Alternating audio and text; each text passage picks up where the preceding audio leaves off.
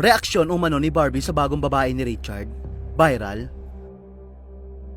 Barbie, kinarma na nga ba?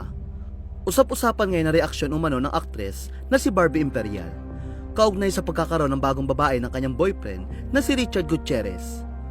Hindi sikreto sa publiko ang tungkol sa relasyon ni na Barbie at Richard, na nagumpisa matapos maghiwalay ni Richard at asawa niya si Sara Labati.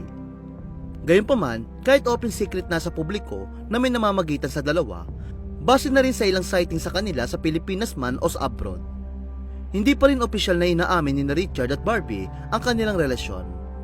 At mukhang hindi na ito maaamin ni na Richard at Barbie. Ito'y matapos umugo ang balitang hiwalay na sila.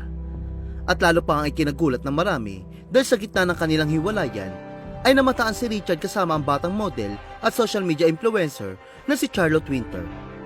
Si Charlotte ay ex-girlfriend din ng social media personality na si Sian Gasa. Kamakailan nga kumalat ang kanilang mga larawan na magkasama sa isang resort sa Batangas. Sa mga larawan ay kapansin-pansin na komportable at tila close na close si na Richard at Charlotte, kung saan magkatabi pa sila nakaupo sa isang upuan. Samantala, mukhang nakarating na raw kay Barbie ang pagkakaroon ng bagong babae umano ni Richard. At ayon sa ilang source, di umano'y dead malamang dito si Barbie at wala siyang pakialam kung may bago na raw si Richard. Para naman sa maraming netizen, hindi raw talaga gagawa ng ingay si Barbie. Dahil kahit si Sara na legal wife ay tahimik lamang na maghiwalay sila ni Richard. Marami rin ang nagsabi tila kinarman na raw si Barbie dahil sa paniniwala na inagaw niya si Richard mula kay Sara. Kung matatandaan, si Barbie ang tinuturong third party sa hiwalayan ni na Richard at Sara. Kasunod naman ang pagkakaroon ng bagong babae ni Richard ay binansagan siyang bilang babaero at Leonardo DiCaprio ng Pilipinas. Dahil mabilis siyang magpalit ng babae at dagdag pa rito na puro mga bata ang kanya nagiging karelasyon tulad ng Titanic actor.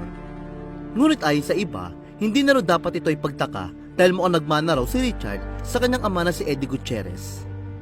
Komento pa ng ilang netizen, hiwalay na agad, hindi pa nga kami sure kung sila, anong nabagsakan sa babaero, babaero na nga. Tumatawa lang si ex-wife niya.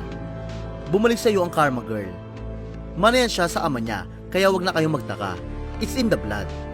Dami na anakan ng tatay niya, kahit mabunga nga yung asawa. Walang epek pero nakatiis siya.